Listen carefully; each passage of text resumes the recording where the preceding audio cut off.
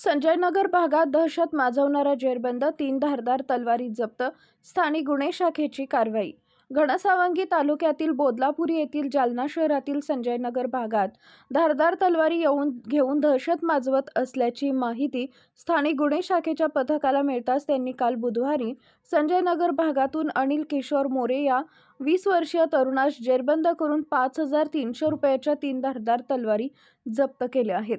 सदरची कार्यवाही वरिष्ठ पोलीस अधिकाऱ्यांच्या मार्गदर्शनाखाली स्थानिक गुन्हे शाखेचे पोलीस निरीक्षक पंकज जाधव, सहाय्यक पोलीस निरीक्षक योगेश उबाळे, सचिन खामगळ, पोलीस उपनिरीक्षक राजेंद्र वाघ, पोलीस अंमलदार रमेश राठोड, प्रभाकर वाघ, लक्ष्मीकांत अडेप, इर्शाद पटेल, संदीप चिंचोले, धीरज भोसले, सौरभ मुळे यांनी केली आहे.